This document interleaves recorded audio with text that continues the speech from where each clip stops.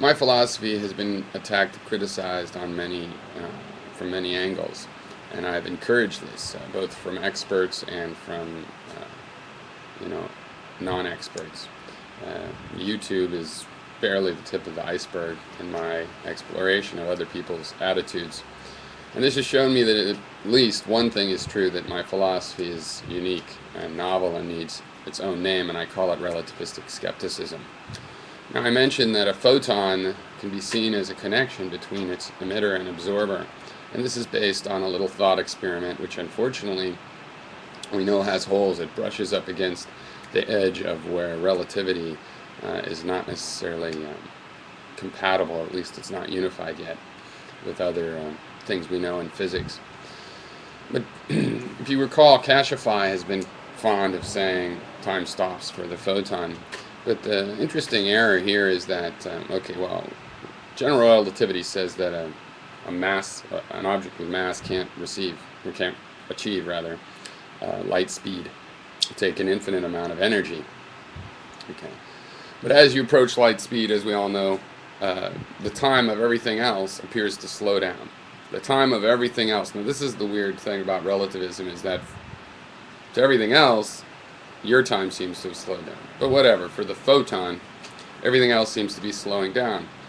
Now, if you could achieve the speed of light, what happens according to the equation, other than needing an infinite amount of energy to get there, is that time for everything else, when you look out, has stopped. And your time still would be going normal. That's the thing, right? Your time is always going normal. The time for everything else would stop. On the other hand, the equations of general relativity don't really apply to a thing moving at light speed. They apply to things with mass moving less than light speed.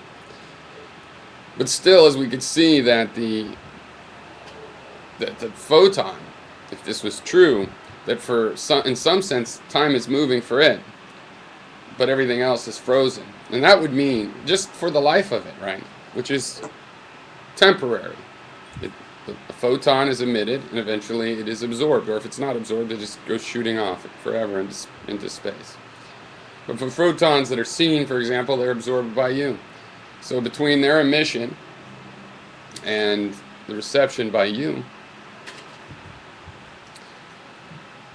from your point of view, time takes place. But from their point of view, time would have stopped.